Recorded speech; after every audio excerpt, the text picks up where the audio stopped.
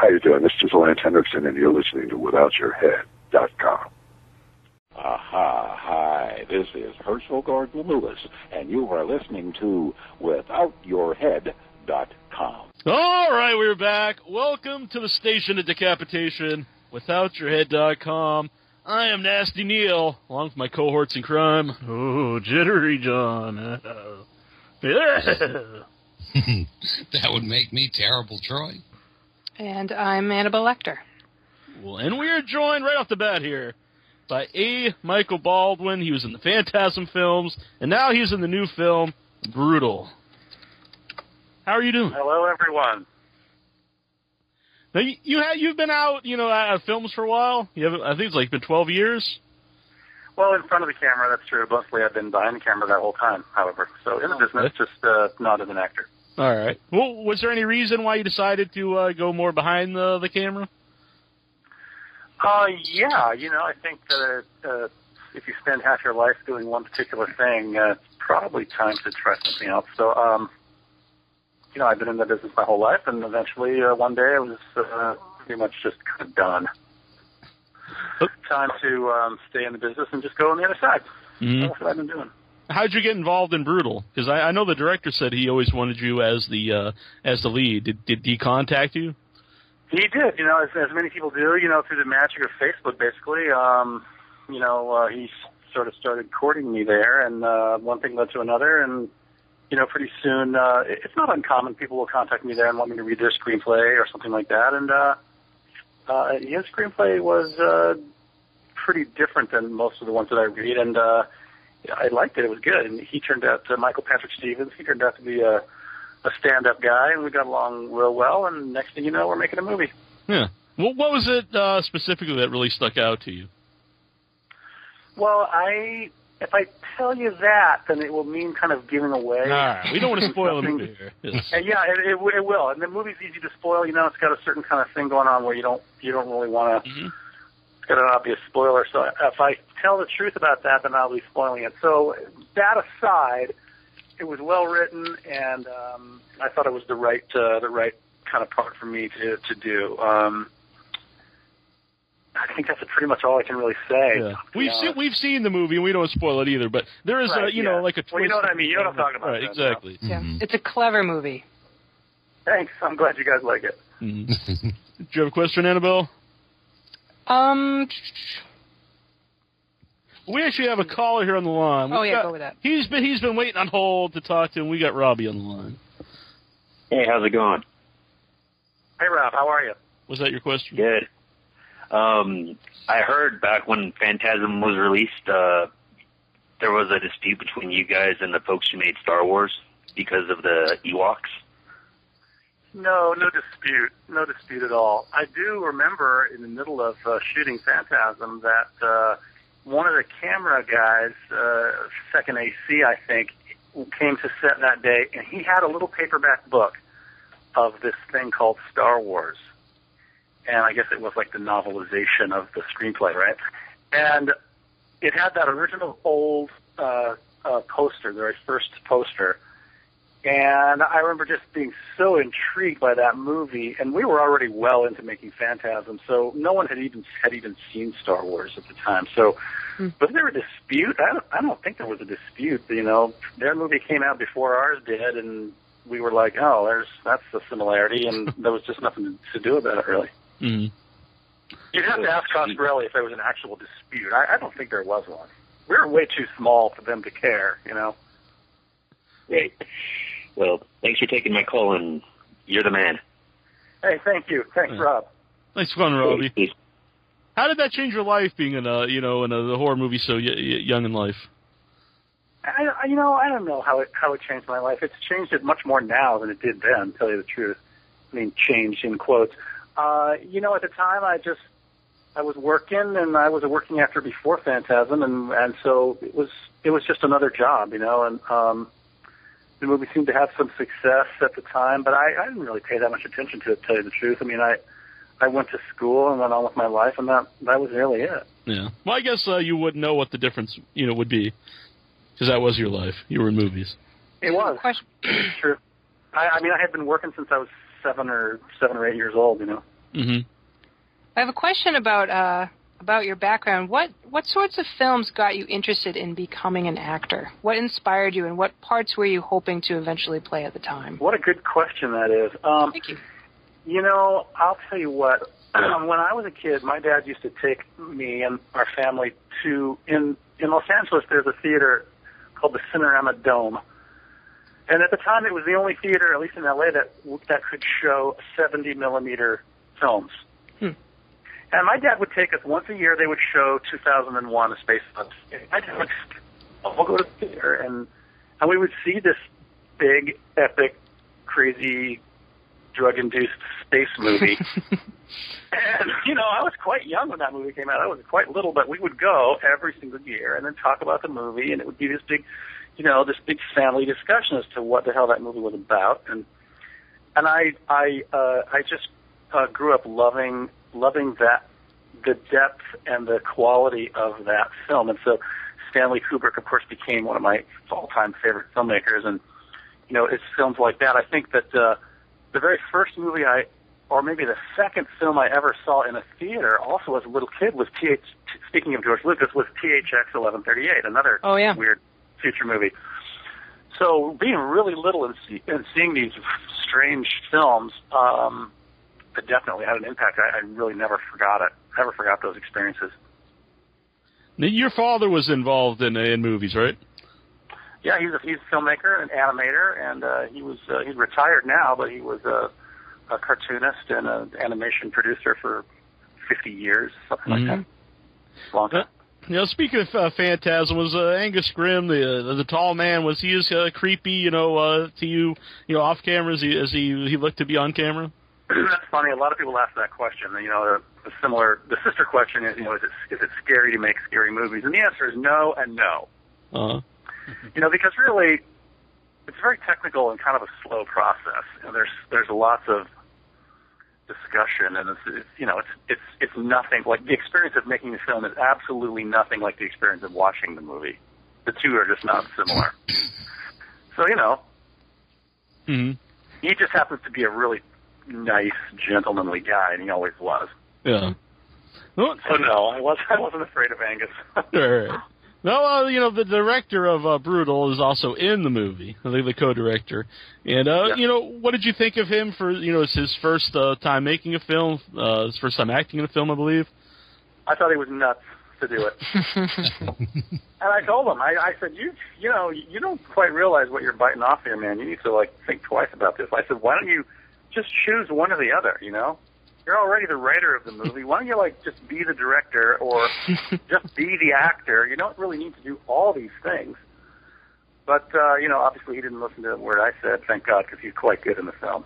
Mm-hmm. He's pretty scary himself on camera, yeah. He's very scary in that jumpsuit. He looks horrible. Yeah. Horrible in a good way. Right. When he contacted me about coming on the show and whatnot, when I saw his regular picture, then he's like, I'm the guy that's beating up Baldwin in the trailer. I was like, it is, and I was, out of character. He looks like a normal guy. He looks like a sweetheart. Right. Exactly. And he is a sweetheart. He absolutely is. Yeah. Now, a lot of the film, you're sitting down, you're tied up. Was that hard to do to, do the majority of the film sitting down? Yeah, it was very challenging. As a matter of fact, it was one of the hardest filmmaking experiences that I ever had to deal with. It was tough. The chair is hard, and that basement we shot in was freezing. We were in Portland in the winter. Oh.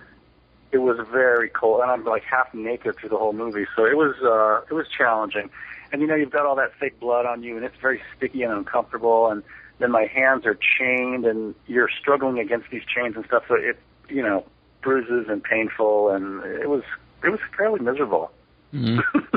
Would you say that? There's some rewarding parts to it too. It was, it's fun, sorta, but it's a sort of level of intensity to keep that up day after day, which is challenging. Mm-hmm.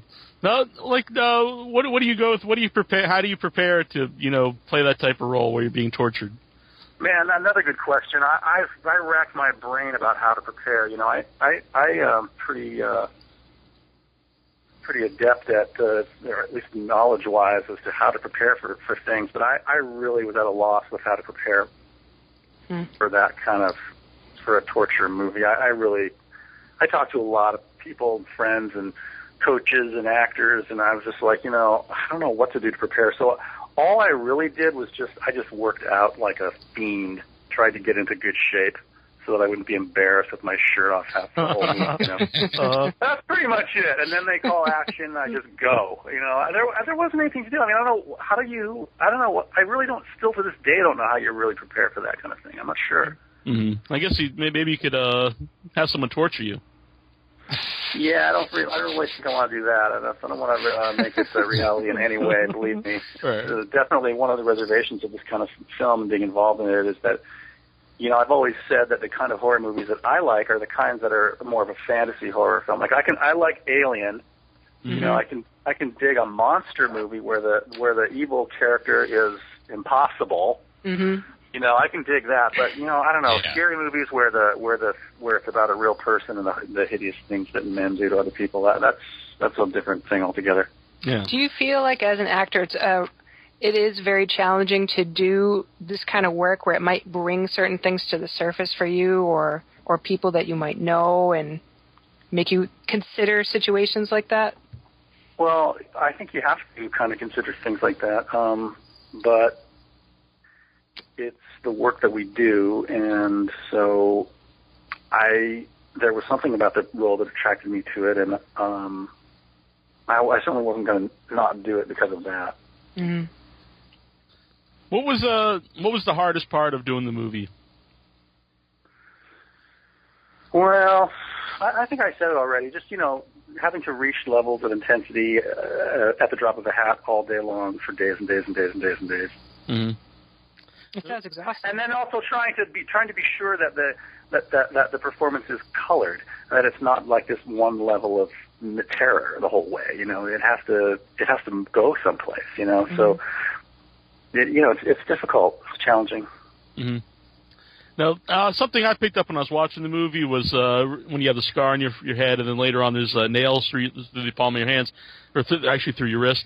Yeah. Was that supposed to be like kind of images of Jesus, or was that just something I dreamt up myself? I think you'll have to ask the filmmaker that question. You'll be on later on. I've heard. All right. We'll also have the composer on later on. How do you think his score added to the film?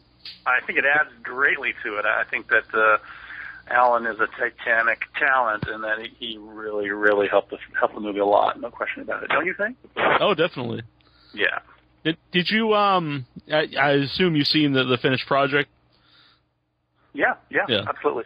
Did you see it before and after they added the score? I don't know if you could tell the difference. That's a good question. No, I don't think I did. Because I know they always say in Halloween, without the score, it's not scary, and then when they added the score, it really added a lot to the film. Made it. I waited as long as I could before I saw the film. I waited till it was, at least there was a one complete pass. Yeah. Was there anything edited out of the movie that you wish wasn't, or was it pretty much what you guys filmed?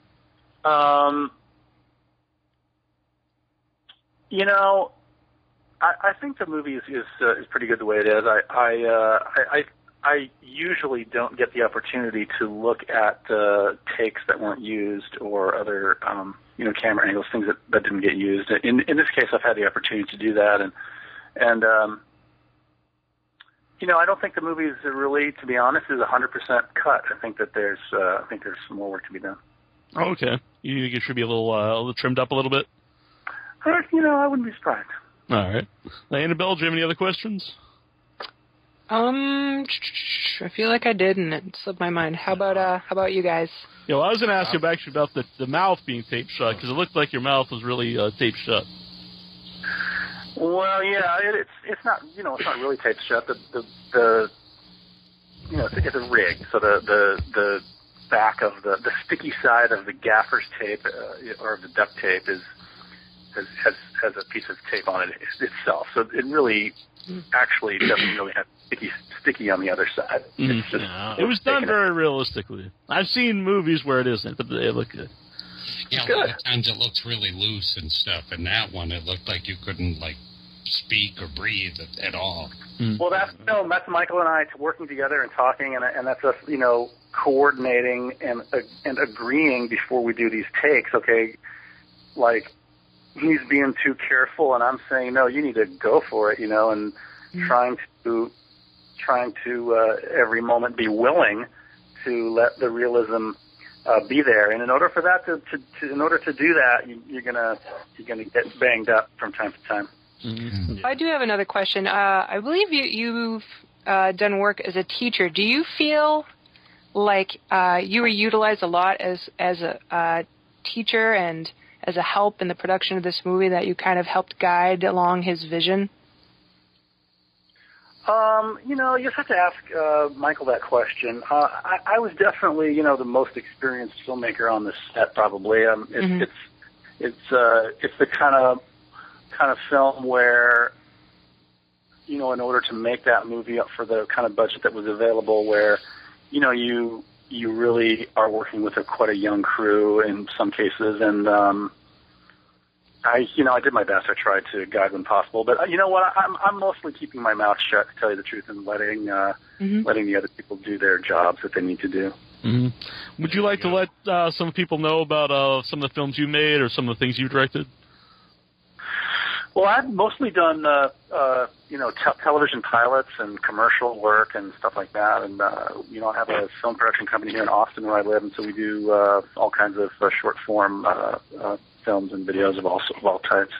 Mm-hmm. So I've written 1,000 screenplays, and I've worked pretty much my whole life in the business. Mm-hmm. Crystal Barron on the Facebook, she wants to know, which Phantasm do you think is the best? Well, I think the best, obviously, for Phantasm 1 is, it stands alone as an odd and special little movie. And the 70s hairdos aside, it really stands the test of time. And I think it really is a unique and interesting film with a lot of different kind of new things in it that hadn't been seen before at that time. And it's also a big part of my childhood and stuff. So it's hard not to pick the first Phantasm as my favorite. Having said that, however, I produced Phantasm 4, and so that's definitely one of the more challenging jobs I ever had to do, was to star in the movie and produce it at the same time. So really hard work, but so I remain proud of that movie because when I look at that film, I see the work involved. Mm-hmm. Any talks of a fifth one, or? Well, all I can say is not to my knowledge. I'm surprised. I'm surprised. Anything's possible. I'm surprised they haven't remade it. I mean, the remakes, all kinds of films. That's true. In a way, that's a movie that could benefit. That was actually on the table for a while there. A couple of years back, it was on the table, and I don't know, it went away. It didn't happen. Yeah. Fortunately. Was there ever a point in time you got because some of the people we talked to, if they were in a big film when they were young, they get kind of at some point in time they get tired of people asking about it. Did you ever go through that? That's funny about that, because I was just telling someone earlier today that I did another interview earlier today, and they asked me a similar question, and for most of my life, I didn't really realize that Phantasm was anything that anybody knew about even. Mm-hmm. I really didn't even get that it was something that people knew about until pretty recent, until 5-6 years ago. Yeah. I went to I had never gone to these horror conventions before. Maybe I'd done one in the last 25 years. And then about 5-6 years ago, I went to Flashback Weekend in Chicago. And all the cast was there, and from Phantasm. It was like a reunion kind of deal. And that was the first one that I'd really been to where I was paying attention. I wasn't, kind of nervous about, horror fans and stuff. And I was amazed at the long lines and the people who were so happy and gracious to meet us all. I was impressed as hell. I think that was the first time I really understood. I just heard story after story of people meeting me and the other cast members, and saying that, this was the movie that I saw at the right age, at the right time, and it just had a lasting impact on me. And people who were just so so gracious and happy to meet us. It really was an eye opener for me. Yeah. What's the strangest thing? So the answer to your question is, well, no, it doesn't really bother me. Because I haven't been doing it for that long. I haven't really been talking about Phantasm every day for the last 35 years. You saying, John? Oh, I was just going to ask him because he's talking about the conventions. What's the strangest thing anybody had you sign? I'm afraid I don't think I can say that on the family show, isn't it? No. Feel free. Well, the show will get much worse later. Nothing too strange. Fortunately, I've signed my fair share of breasts, But the weirdest thing to see is like my face tattooed on some dude's giant calf. I don't know, I've seen that a few times. Yeah. Somebody has my image tattooed on their body somewhere. I'm a little bit odd. I'm very proud of that tattoo. No, it's you. Oh my God. Annabelle, you have a question? Yeah, question. As far as acting, and if you could choose any project or role that would be like your ultimate dream role, what would you want to do? I don't really know, Annabelle. I don't know what the dream role is for me. I really don't. My focus, for most of my adult life has not been as an actor, other than as a coach. Yeah. So I have, a dream role. I don't know. I guess. Oh, I know. I wouldn't mind playing Sweeney Todd. Oh, Broadway. How about that? Great coincidence. We just watched the original yes, night. Yeah. Like, I could dig that. Okay, a dream role. That's what I'm going to say from now on. Dream role. Sweeney Todd. Uh-huh. Excellent. It's very likely not going to happen, but it's a dream role, so I can see anything I want. Right? Exactly. Do you have a particular favorite Sweeney Todd besides if you got the role yourself? Well, I listened to that original Broadway Taft album so many times, and it's hard to beat Angela Lansbury. She's such a marvel. Mm-hmm. So that Len Cariou production, I'd have to just go with that. Mm-hmm. I'll tell you what I don't like. I sure don't like Johnny Depp and what's her name, and I don't like that movie at all.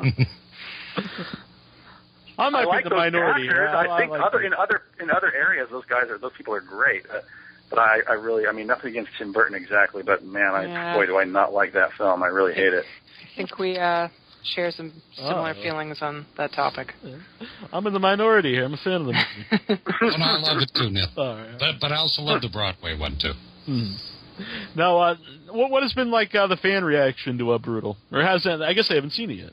Well, yeah, it hasn't. It has hardly come out. It hasn't come out. It doesn't even have a distribution deal yet. So it's very recent. I've just seen a few reviews that have just happened in the last couple of weeks. So other than that, we haven't heard anything. So we're looking forward to seeing what people. I'm hoping that people like the movie.